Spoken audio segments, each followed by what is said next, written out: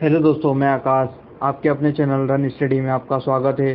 तो आज हम व्यापम की हिंदी स्टार्ट करेंगे और व्यापम की एग्ज़ाम्स में हिंदी का एक महत्वपूर्ण रोल है, जिसमें एसआई, लेबर इंस्पेक्टर, जेल पेरी, वन रक्षक और अन्य एग्ज़ाम्स में हिंदी पूछी जाती है। जहां पर एसआई में 70 नंबर की हिंदी पूछी जाती है, लेबर इंस्पेक्टर में 25 नंबर की, जेल पेरी में 20 नंबर की और वन रक्षक में 20 नंबर की और अन्य एग्जाम्स में हिंदी पूछी जाती है। तो आज हम हिंदी के प्रीवियस ईयर के क्वेश्चंस को सॉल्व करेंगे और इसकी एक सीरीज चलाएंगे, जिसमें प्रत्येक सीरीज में 20 से 30 क्वेश्चन लिए जाएंगे। उन क्वेश्चंस के माध्यम से हम पूरी हिंदी को डिटेल में पढ़ेंगे और समझेंगे किस प्रकार से हिंदी के क्वेश्चंस को सॉल्व करना है। तो चलो बिना समय गवाए हम स्टार्ट करते हैं हिंदी। पहला प्रश्न है, जेब कतरा किस प्रकार का समास विग्रह है? पहला ऑप्शन करण तत्पुरुष समास, सेकंड कर्म तत्पुरुष समास, थर्ड संप्रदाय तत्पुरुष समास, फोर्थ आपादान तत्पुरुष समास। सबसे पहले जेब कतरे का समास विग्रह करते हैं। जेब कतरे का समास विग्रह, जेब को कतरने वाला। तो यहाँ पर देखो, जेब को कतरने वाला। तो जब हम समास विग्रह करते हैं तो जेब को कतरने वाला, यहाँ को का लोप होता है। और जिस समास में को का लोप होता है वो होता है कर्म तत्पुरुष समास। अब अपन कर्म तत्पुरुष समास को थोड़ा थोड़ा डिटेल में देख लेते हैं।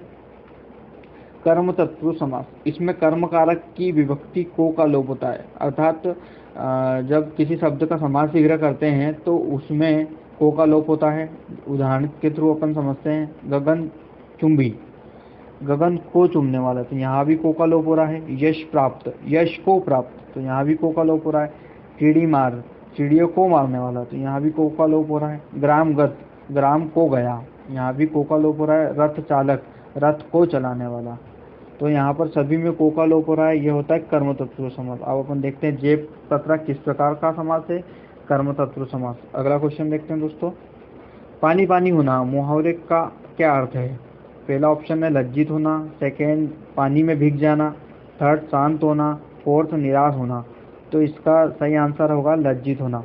ठीक है दोस्तों। थर्ड क्वेश्चन है कनक का अर्थ। पहला ऑप्शन है काला, सेकेंड है चतुर, थर्ड है किरण और फोर्थ है खजूर। तो कनक का अर्थ होता है खजूर। इसका सही आंसर क्या है? खजूर। मौखिक भाषा की मूलभूत इकाई। अब इसमें इस प्रश्न में पूछा गया है मौखिक भाषा की मूलभूत इकाई क्या होती है? पहला ऑप्शन है ध्वनि, दूसरा होता है वर्ण, तीसरा है लिपि और चौथा है संज्ञा।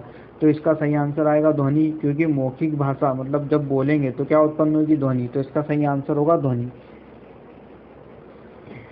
व्यंजन, व्यंजन, व्यजन, विजन, इन तीनों शब्दों के क्रमशः सही अर्थ वाली पंक्ति को चुनें। तो सही अर्थ वाली पंक्ति को चुनना है। पहला ऑप्शन है इसका खाद्य पदार्थ सुनसान पंखा, दूसरा ऑप्शन है इसका खाद्य पदार्थ पंखा सुनसान, तीसरा ऑप्शन है पंखा खाद्य पदार्थ सुनसान और चौथा ऑप्शन है सुनसान खाद्य पदार्थ और पंखा।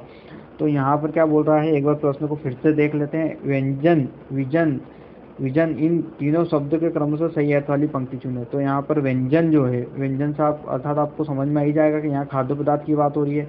तो ऑप्शन जब देखते हैं तो थर्ड और फोर्थ तो इलिमिनेट हो जाता है, क्योंकि पहले पहले शब्द का अर्थ खाद्य पदार्थ ही आएगा। तो हमें दो, यहाँ पर ये तो क्लियर हो गया कि दो ऑप्शनों में से एक आएगा।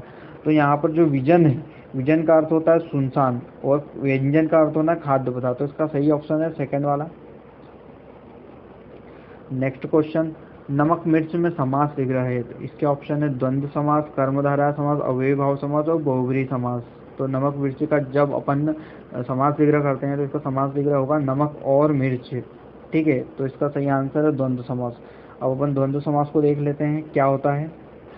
द्वंद्व समास, जिस समस्त पद के दोनों पद प्रधान हो और विग्रह करने पर और अथवा या एवं लगता हो तो वह द्वंद्व समास होता है। अब द्वंद्व समास की पहचान क्या होती है देख लेते हैं। इस समास में प्राय दो पदों के बीच प्राय योजक चिन्ह होता है। क्या होता है? दो पदों के बीच योजक चिन्ह होता है। योजक चिन्ह देख लीजिए, ये होता है। ठीक है, अब इसके कुछ उदाहरण देख लेते हैं। नदी नाले, नदी और नाले। पाप पुण्य, पाप और पुण्य। सुख दुख, सुख और दुख। गुण दोष, गुण और दोष। देश विदेश, देश और विदेश। ऊंच नीच, ऊंच और नीच।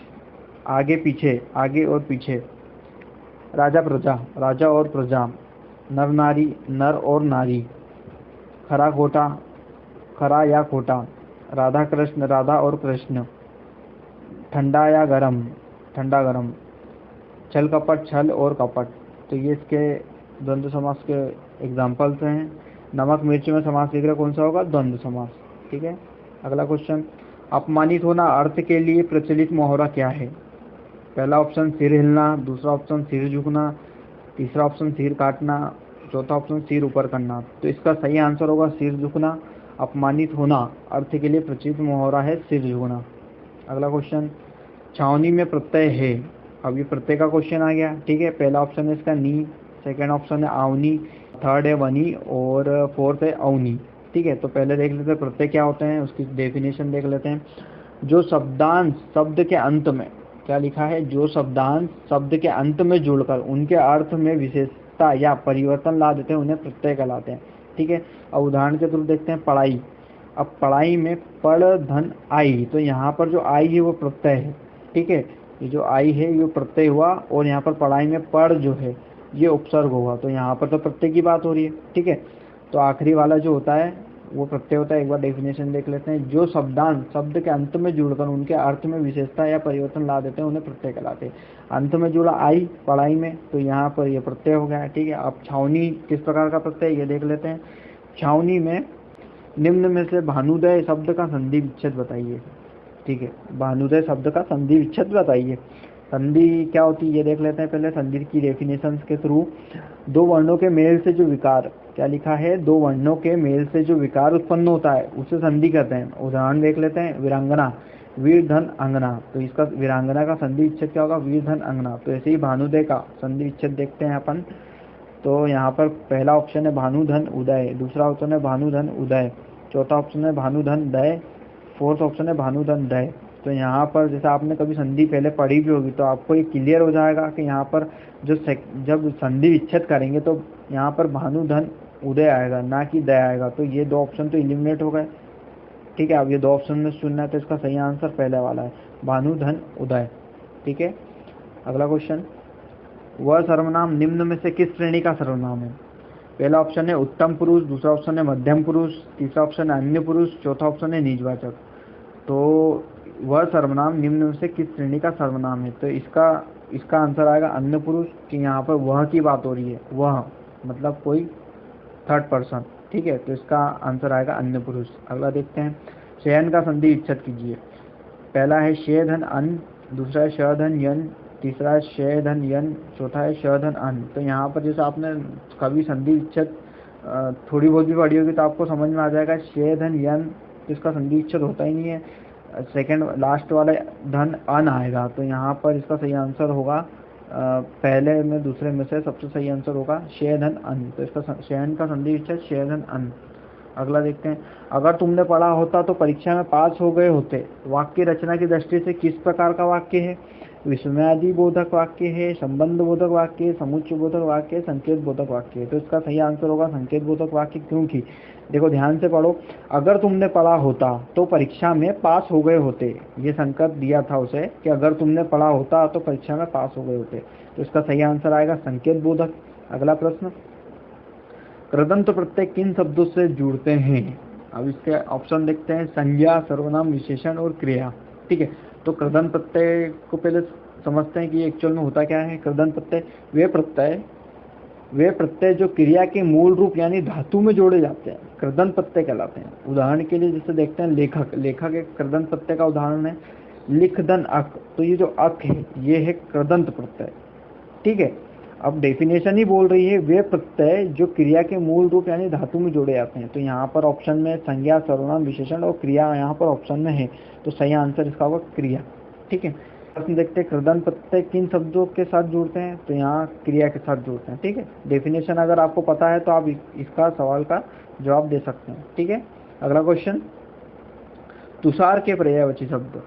पहला है तत्काल, तत्क्षण, पूरन, स्वस्थ, निरोगी, रोगहीन, नखत, नक्षत, उड़ू, पाला, शीत, हिम। तो तुषार के पर्यायवाची शब्द पाला, शीत, हिम है। अगला क्वेश्चन, 99 का फेर मुहावरों का अर्थ है। पहला ऑप्शन है लालच में फंसना, दूसरा ऑप्शन लक्ष्य के नजदीक जाकर असफल होना, थर्ड है भारी चूक होना, फोर्थ है संतुष्ट हो जाना, ठीक है। तो इसका सही आंसर है लालच में फंसना, ठीक है। 99 का फेर मुहावरों का अर्थ का सही आंसर है लालच में फंसना। सुक्ति शब्द का संधि विच्छेद, तो यहाँ पर बोल रहा है सुक्ति शब्द का संधि विच्छेद। पहला है श-धन उक्ति, दूसरा है शू-धन उक्ति, चौथा है शू-धन उक्ति, फोर्थ है श-धन उक्ति। तो यहाँ पर शुक्ति से क्लियर होता है कि पहला जो ऑप्शन है ये तो आएगा नहीं, ना ही फोर्थ आएगा। तो इन दोनों ऑप्शन में से अपने को चूज करना, तो पहला वाला जो है उसका राइट आंसर है। ठीक है, आपको संधि विच्छेद करोगे तो उसमें ही समझ में आ जाएगा। अगर थोड़ी बहुत भी हिंदी का ज्ञान है आपको तो उसमें समझ में आ जाएगा इसका सही आंसर क्या है। कुछ शब्दों के प्रारंभ में प्रयुक्त होकर उन्हें विशेष अर्थ प्रदान करने वाले कौन से योग देते हैं। ठीक है, तो ये डेफिनेशन है किसी की। अब अपन देखते हैं इसके ऑप्शन: प्रत्यय, उपसर्ग, तत्सम और तद्भव। ठीक है, कुछ शब्दों के प्रारंभ में प्रयुक्त होकर उन्हें विशेष अर्थ प्रदान करते हैं। ठीक है, तो ये अपन ने जब प्रत्यय पढ़े थे तो उसकी डेफिनेशन इसकी उल्टी थी। क्या थी? कुछ शब्दों के अंत में जुड़कर उन्हें विशेष अर्थ प्रदान करते हैं, वो प्रत्यय होते हैं। बाकी यहाँ क्या बात हो रही है? प्रारंभ में जुड़कर। तो प्रारंभ में कौन जुड़ते हैं? उपसर्ग। तो इसका सही आंसर होगा उपसर्ग। जिस समास से सभी पद प्रधान हो उसे कहते हैं बहुव्रीहि समास, द्वंद्व समास, कर्मधारय समास, तत्पुरुष समास। तो अपन ने डेफिनेशन पढ़ी थी द्वंद्व समास की, उसके दोनों पद जो होते हैं वो प्रधान होते हैं, अर्थात सभी पद प्रधान होते हैं। तो इसका सही आंसर आएगा द्वंद्व समास। तो ये था लास्ट क्वेश्चन। ये सेशन यही ख़त्म होता है। अगर आपको वीडियो अच्छी लगे तो लाइक करें, सब्सक्राइब करें, और वीडियो देखने के लिए धन्यवाद। तो मिलते हैं अगले वीडियो में। Thank you.